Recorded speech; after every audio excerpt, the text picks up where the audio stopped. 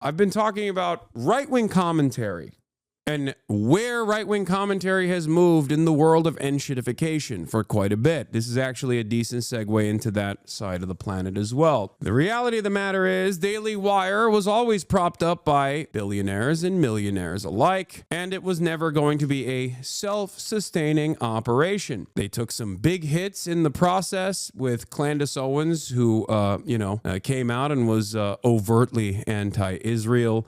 That was a big no-no. Not the anti-Semitism, mind you, but the anti-Israel perspective was bad. I also told you Brett Cooper was the only one with motion at the Daily Wire. I told you. These were the only two people that were carrying the Daily Wire torch. Ben Shapiro, no motion. He's out. Desperately trying to cultivate the edgy boy population to the best of his ability while he still fucking cries about Israel every goddamn day. It's not going to happen. The edgy boys have moved on. They want anti-Semitism and anti-Israel sentiment. Make no mistake. It's kind of interesting that we have arrived at this situation. On the other side, of course, you have the Asmongoldian rise, obviously. That is seemingly what people want. People want someone that resembles them to look over a Donald Trump video and just go, yeah, based. Don't make me tap that sign again. I told you this. I told you this for months. I told you this. What if ever? And here is the proof in the pudding. Let's take a look at Ben Shapiro's videos. Oh my God. Barely cracking. Derek Chauvin, 19,000 views. 19,000 views. Derek Chauvin's trial was nothing short of mob rule. He is so desperately trying to bring back the edgy boys because he knows this is what they want. This is what the audience demands. He's like, well, you see, I actually want to make sure. I actually want to make sure that, everybody understands that I am a racist, indeed. Meanwhile, let's take a look at Asmongold's numbers real quick. Once again, Asmongold's numbers. Asmongold TV at only 3.5 million subscribers is pumping out content. Our government is R-worded. 980,000 views. Okay? He's actually made a pivot back to gaming in a little bit more gaming pivot recently. Trump just can't stop. 835,000 views. You cannot deny the analytics here, okay? Because obviously, in the field of slop in general, there is no qualitative assessment, only quantitative ones, okay? Understand that this is what the market demands. The market wants a sweaty dude that resembles the market itself. They don't want a clean-cut Ben Shapiro to take this smarmy, entitled, educated, elitist attitude. They want Asmongold. They've spoken. They have spoken yet again. Meanwhile, of course, Brett Cooper is popping off spectacularly in ways that I could never even imagine for myself. As you can see, videos of hers getting 1 million views, 700,000 views, 400,000 views. Can Boob Save the Planet? 400,000 views. She's cooking. She's cooking big time. And I said this. I said that she was cooking already. When she was at the Daily Wire, I repeatedly told you she was the only one with motion at the Daily Wire alongside Candace Owens. No glaze, you called it. Yes, I did. And now, lo and behold, the right-wing media ecosystem is unironically crippling under the load-bearing weight that the Trump administration's success has cultivated for them. Too many options, too much success. They're suffering from their success, and the only ones who actually can move in this volatile, fluid marketplace is Brett Cooper and Candace Owens and people that can come across as younger or come across as more personable than the likes of Ben Shapiro, who still represents a Fox News adjacent point of commentary. This is it. This is the problem. This is something that Benny Boy will never be able to achieve unless he decides to start talking about, titties in video games or whatever the fuck the culture warriors care about now. People abandoned intellectualism, and now also they abandoned fake intellectualism. No more nerds. Exactly. Same with Jordan Peterson. So they established this like expensive outlet that was propped up by obviously billionaire donors, an endless funnel of money coming their way. And look where that got them. Daily Wire's media empire is falling apart. Death by 1,000 cuts, I think. As I told you, that was what was going on. I noticed this a while back when I just stopped seeing Ben Shapiro on the timeline. I was like, why is he no longer relevant? Why doesn't he piss me off as much? And here it is. James Lee, independent journalist for Breaking Points, says, what started Jeremy Boring stepping down has now spiraled into mass layoffs and another firing of senior executive Alyssa Cordova, the vice president of PR. Here are all the juicy details. The Daily Wire just fired Alyssa Cordova, their VP of Public Relations, and according to sources, Alyssa Cordova was Jeremy's minion. One was responsible for crafting the company's aggressive and paranoid media strategy. Cordova allegedly stalked former employees online, kept folders of clip videos of their enemies, helped wage internal vendettas under the guise of PR. One source, disaster of their PR strategy over the last year was cooked up between Jeremy and Alyssa. Mass layoffs ensue. The Daily Wire is also shuttering its kids division entirely, roughly a quarter of the company. They tried to do kids propaganda. It was dog shit. It was awful. It had no motion. Doesn't this mean that they were successful, though? Their goal was ideological. They pumped right-wing content and groomed the new generation. Daily Wire did not do that. At most, Daily Wire did that by elevating voices, propping them up like Brett Cooper. No, they were not ideologically successful, or rather, the success of right-wing ideology was not because of Daily Wire. It was because of Trump, and it was because of all the independent podcasters that are not even associated with the Daily Wire. Those podcasters couldn't even elevate the Daily Wire, as a matter of fact. It failed spectacularly. They had grand designs. They had all of these incredible numbers that they kept showing. They were like, we're making $10 million a month. What happened? Steven Crowder also fell apart in this process, for the record. Obviously, Steven Crowder also fell apart. He got a fat Rumble deal, 18,000 views in one day, by the way. 5.7 million subscribers. Look at his YouTube channel. 10,000 views, 40,000 views, 28,000 views. These guys killed their channels. They could not move in an organic trajectory that would consistently maintain eyeballs on the stuff that they were doing. So they had to move on to Rumble, where everything is botted. Remember, the Daily Wire Steven Crowder saga. Steven Crowder says, $50 million, that's a slave labor salary. That's a slave contract. How dare you? If you can't let me be as racist as I want to be, then fuck you. And to a certain degree, I understood where Steven Crowder was coming from because, I mean, obviously, you're hiring Steven so he can be racist. So why would you shut off his money faucet when he accidentally is too racist in the way that you want him to be, and then all of a sudden his channel gets demonetized? That was the entire point. But all of these guys are falling apart. This is the old guard of conservative independent media. And because the market is so incredibly flooded with right-wing commentary everywhere you look, people want something more. They don't want a boring man to just tell you, this is what you need to think. They want someone to have a right-wing perspective that is simple to consume and simpler to understand for an increasingly dumber audience that is going to cover what really matters, which is titties in fucking video games. Okay, boobs in video games, black characters in video games. That is what has done them in for the most part, I think. Yeah, Brett and Candace tap into the culture war. They cover Blake Lively stuff, and they do it very well. They cover it from a right-wing shift, a right-wing perspective, aggressively. They pursue cultural touch points that normies care about.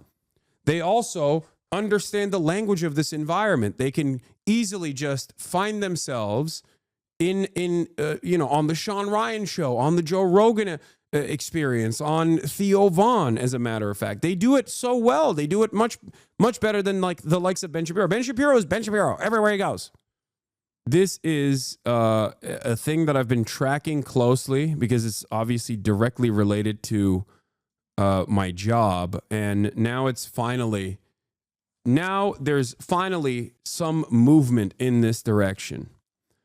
And internally, people are furious. One source put it bluntly: if they let Jeremy go a long time ago, many people who still have jobs today. Everyone knows it. With a quarter of the company gone and its core leadership in flames, the big question now is what happens to the people that are still there? Can Matt Walsh, Michael J. Knowles, and the rest stay insulated from the chaos? Or is it just the beginning of more turmoil to come? And that's precisely where it is. So if I were to segment all of the many different ways that this entire franchise fell apart, I would start by saying it was always destined to fall apart. It was never a self-sustaining operation. It was entirely too costly, and therefore it demanded a faucet of money from millionaire, billionaire donors who value the propaganda that this represents. Now that Trump's in power, maybe there's not as much interest in dumping boatloads of cash in their direction. That's one part of this. The other part of this, of course, and this was, I always told you, like, this was ridiculous. Exclusive. The Daily Wire made $22 million in commerce from commerce in 2023. It was entirely too costly for them to engage in media, like a higher level of media, like movies. The Daily Wire Studios, I think, is like also super costly. The kids shows were really bad and also really silly. But beyond that, the landscape grew. The right-wing media ecosystem grew tremendously over the past couple of years, with many apolitical content creators also feeding that itch that people had for right-wing commentary. And last but not least, they lost key performers, both Brett Cooper and Candace Owens. They lost Candace Owens, and I think that was also an important pivot that the Daily Wire had made at that point. First, they told Steven Crowder, you can't be racist. Some people looked at that, even if they don't fuck with Steven Crowder, and thought, yeah, why can't he be racist? We want him to be racist. We're not going to watch Steven Crowder, but that says something about the Daily Wire. I like my racist commentary. If you don't let Steven Crowder be racist, that means you are woke. So that was number one. Number two, Candace Owens represents a growing, very sizable movement amongst the right, but also even in the apolitical fandoms. Candace Owens' takes on Israel, while still guided by a healthy dose of anti-Semitism, is infinitely more, how do I say it? Palatable? Like it's seen as like a more common sense perspective than the Ben Shapiro position is. So for the apolitical people, they look at Candace Owens' statements on Israel and they go, yeah, that makes sense. And then they hear all the anti-Semitism and they also go, yeah, that really makes sense, which is very dangerous and very scary, but that's for a different day. As a matter of fact, it's something that I talk about quite frequently, but for the sake of this argument, for the sake of this conversation, Candace Owens is seen as a more truthful orator than the Daily Wire is, for not just her anti-Semitism, which is also a measure of truthfulness in the eyes of the audience that wants this kind of content, okay, not to say it is truthful, but also for the fact that she is overtly and openly anti-Israel. So when they lost that, they lost another group of people that were like, what the fuck, what do you, okay, so you guys are just like, you guys just love Israel more than you love anything else, it seems. So while the neoliberal aesthetics within the Democratic Party has fallen out of favor, so has the neocon aesthetics fallen out of favor on the right. That was Trump 1 and also Trump 2, ironically enough. So for people who don't have any loyalty or association or positive association with Israel, or people who think what Israel is doing is gross and inhumane, or for anti-Semites who want to shit on Jews and Israel is a great vehicle to do that, Candace Owens scratches that itch significantly better than the likes of Ben Shapiro. So regardless of all of the puff pieces that were written about from Axios and everywhere else talking about, how much money they were making, it was crazy, it's gangbusters. I never truly believed that. I could not comprehend how they were able to generate such revenues. And it seems like they weren't. Or maybe their overhead was insane. Yeah, Charlie Kirk himself found new light in TikTok. Charlie Kirk moved to TikTok and blew up over there. Charlie Kirk on YouTube, garbage.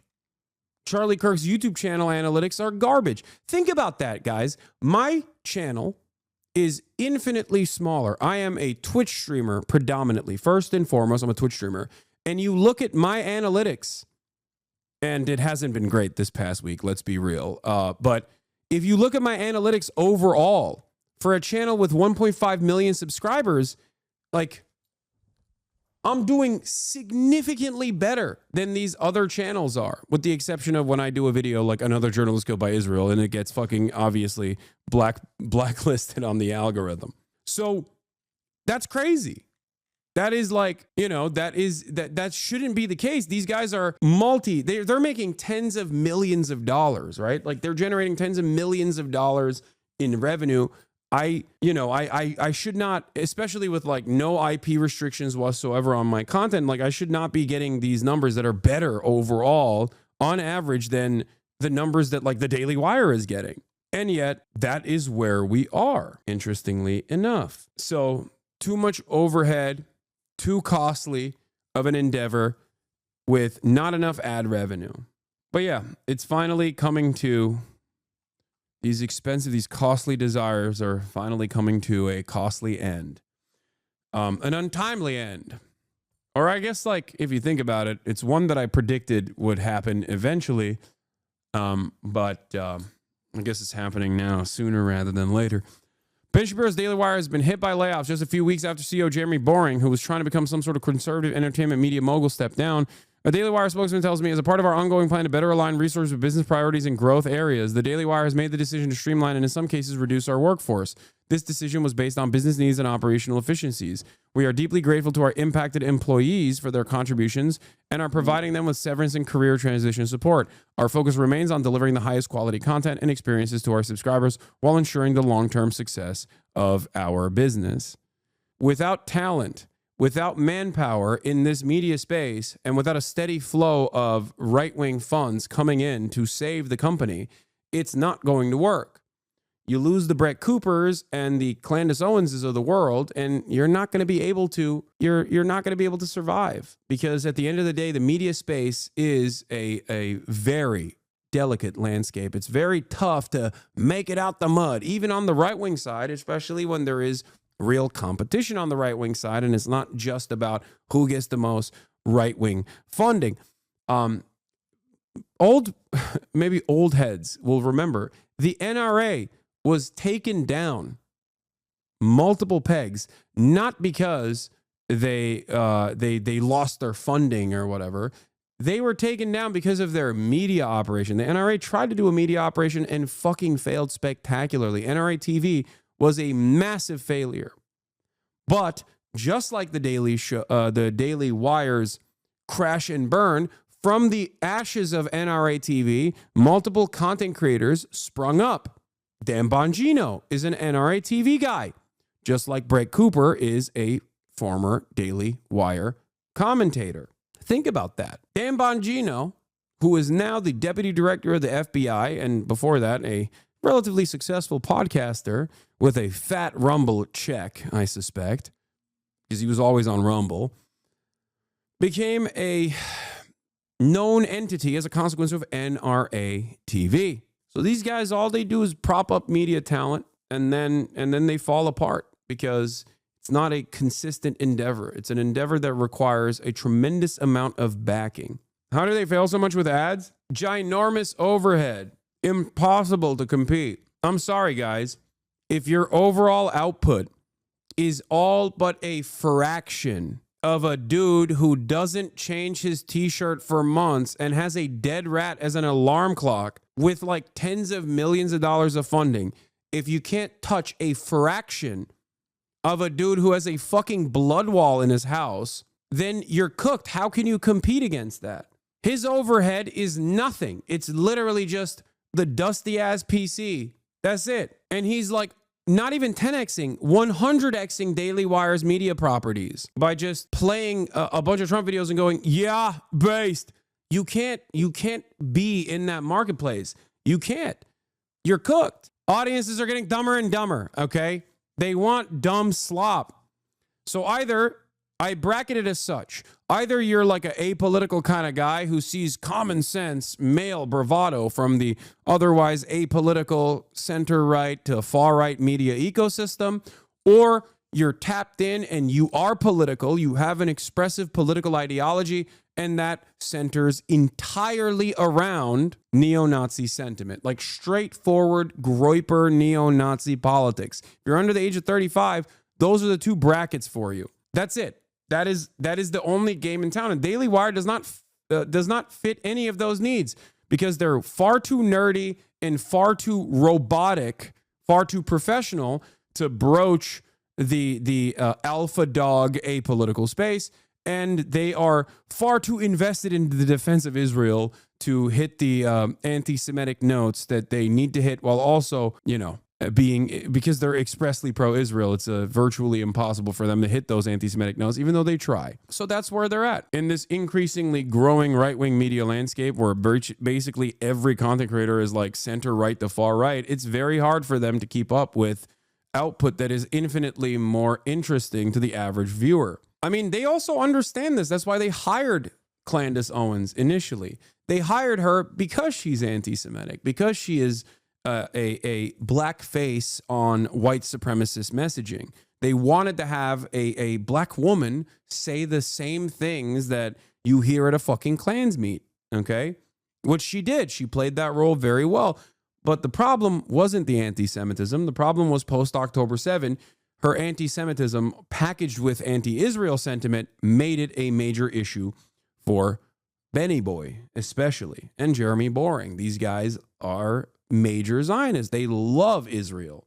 It's interesting to think, because they knew Candace Owens was anti-Semitic. Ben Shapiro does not care about anti-Semitism. He has time and time again repeated this. He does not care about anti-Semitism at all. He cares about anti-Israel sentiment. That's why he's defended people who are pro-Israel but anti-Semitic in certain terms too, like openly, not even a secret. This is not like a speculative matter at all. Ben Shapiro famously, as I like to pull that classic tweet off, has defended Ann Coulter's anti-Semitic statements and has famously said, Ann Coulter regarding Jews, awful, definitely anti-Semitic. However, she's pro-Israel, so I will not be losing sleep over it.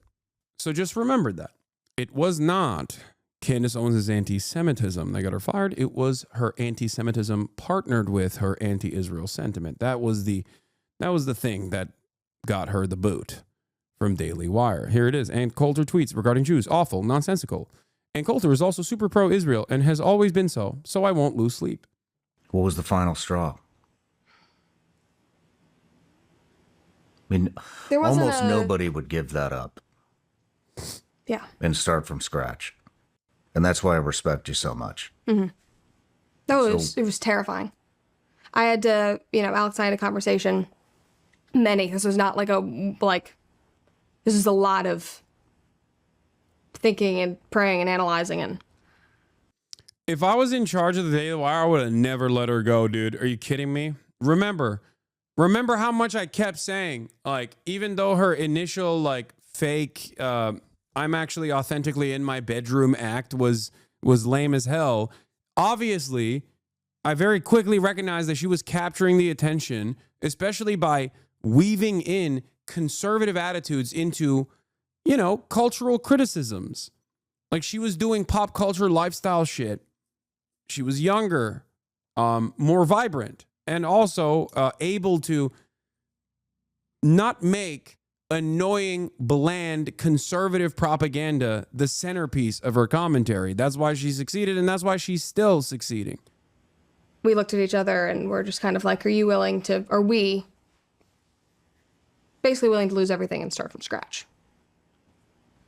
Because again, we had, Alex had just started his own business. We had bought this farm that was it was a stretch, but we really wanted it. And I was like, I could leave and it could backfire on me immediately. Nobody could care. Maybe I wouldn't make any money. Maybe I would have no anything. And I basically just had to decide, does that matter to me? And it didn't. And it worked. Yeah. But it wasn't because I was like, yeah. 1 million subs in 1 month when you launched your new show. Yeah. It was very humbling and gratifying. I was like, okay. But it was, I mean, it's terrifying. And I literally, like, our conversation was like, are we willing? My mom had just decided to move to Nashville. I was like, are we willing to, like, go move back in with her and, like, literally start over? If, like, you're funding our life now, Alex, and I can't help it all, and I'm making no money. Like, if all of it went away, and at the end of the day, like, I don't really care about being famous. Like, it comes with what I do, but I would be just as happy if I was telling stories in a different capacity. Mm-hmm. Again, it's finding the root of what you love to do and then applying it. I don't need this to survive. I don't crave it. I do it because I love sharing stories with people. I love hopefully making them think differently about the world. I love making people feel like they're not alone in whatever they're going through, whether that's like on my subscription platform where we do. Bro, this is literally verbatim, bar for bar, what I say, except for, bass boosted on the right-wing side. She's talked about rebranding herself as a pop culture commentator to reach a more ideologically varied audience. Her first video with her YouTube rebrand was on Blake Lively and Justin Baldoni. Exactly. I'm not even kidding. This is low key. I have these interests myself, right? Like, these are organic interests that I have, and I certainly lean into them. And in the process, I want to make sure that people have a semblance of charitability towards the things that I talk about from the perspective that I talk about, so that they see the world in a different way. Okay? Are you not a clout goblin? See, that's what I mean. This is like the stupid the stupid method of this is, oh, he's just a clout goblin. The difference here is that there is a project here. There's an ideological project here. And I think a lot of people get it and some people don't. So they just have like a stupid perspective on it and they go, ah, you're a clout goblin. Yeah, sure. Okay. The question I have for you is that if all I cared about was clout, why the fuck would I talk about Israel all the goddamn time? Are you stupid? Especially in the way that I talk about it, where I also don't even entertain a second of anti-Semitic commentary on the subject matter. If I wanted clout and I had an anti-Israel position, you bet your fucking ass if all I gave a shit about was clout and not like presenting my vision for the world, I would be anti-Semitic as fuck.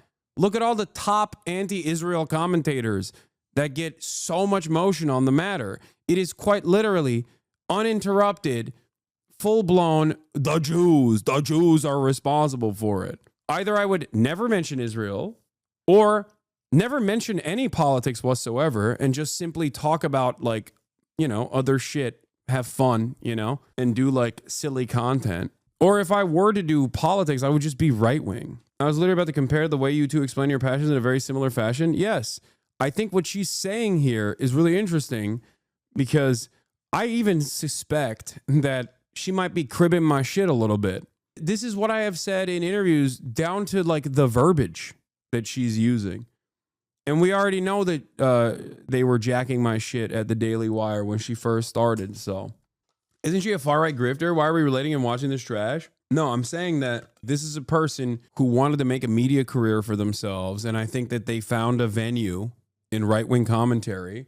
But they are also very aware of other content creators in the space and have been able to pick up on like whatever is successful in that. I've been trying to do this. But obviously, as a leftist and right-wing commentators are dominating these spaces, yeah, absolutely. Absolutely. Watched Adolescents in the studio this morning. Both were amazing. Thanks for recommending them. Yeah.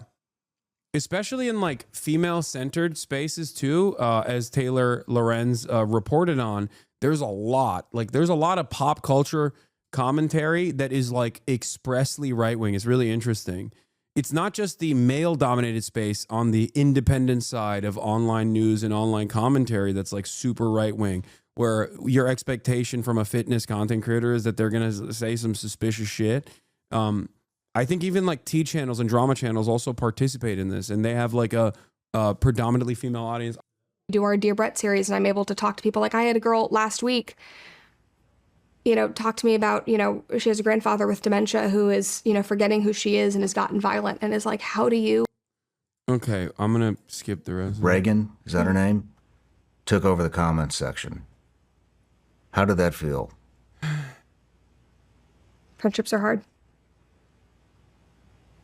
Are you guys still friends? I don't say so.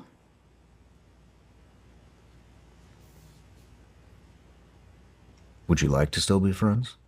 Of course. Also, she's not super pro-Israel, it seems. Oh, Brett liked this post from Candace? Yeah, of course. Dude, you can't be in that age group and just like express a super pro-Israel sentiment. You're literally just like whittling away your audience. That's it. There's a market for it, but that market is in like mostly liberal spaces. You can be pro-Israel. You can be overtly pro-Israel, but you're not going to get a lot of motion from the right. You're not even going to get a lot of motion from the left. There's like for a younger audience especially, being pro-Israel and overtly pro-Israel is immediately like, oh, you must be a grifter. Even fucking being anti-Israel and then being against anti-Semitism for many people, especially in younger audiences, tracks as inauthentic. It's really interesting. Like if you're anti-Zionist, if you're like a dedicated anti-Zionist for fucking decades, like someone like myself who's been doing this for 10 fucking years, but you're also combative against anti-Semitism in general, younger audiences look at that and go, you're fake, dude. You're fucking phony. Authenticity is tracked by being incredibly right-wing. That's what it is. It's just, especially online, people go, oh, these people are demonstrating their vices, and that means they're being authentic. Yeah, the anti-Semitic side of the right is winning the war on the right for sure. Absolutely. There's no metric for authenticity if you are empathetic. If you're empathetic, that means you're not fucking real. You know what I mean? You're fake. You're phony. No one is really empathetic. You're fucking making that shit up. And I think it's because a lot of people only duke it out online, if that makes sense. Like if all of your experiences are shaped by, if all of your interpersonal relationships and all your experiences are shaped by online back and forth, then yeah, that's very different than how you would operate in the real world. And therefore, because that's most of our social development now, especially in the post-COVID world, unfortunately, people think like being an empathetic human being and caring for others is fake. You're virtue signaling. Whereas vice signaling, on the other hand, is a true metric for authenticity. Being a bad person, like openly being a bad person, unironically is seen as like being a real one, you know? And that's why there's people that like aren't even all that invested in being a right-wing ideologue that can simply present themselves as such, as Mingold, okay? And of course, their output is all that matters if they're a content creator, as I've said time and time again, and are able to embrace larger and larger audiences as a consequence of that by vice signaling, by saying what is expected of them, by giving the audience exactly what they demand. And there are moments of honesty, okay? There are moments of honesty in that process where, like, Asman will sometimes be like, yeah, I don't care about this. I'm just saying it, you know? Or, yeah, I'm saying it because it's popular. What are you going to do about it? Trump kind of tapped into this too. Trump tapped into this. He is honestly dishonest. He is honestly dishonest. And people see that as like a measure of authenticity that is virtually impossible for anyone on the left to capture, especially if your values are motivated by being empathetic to others.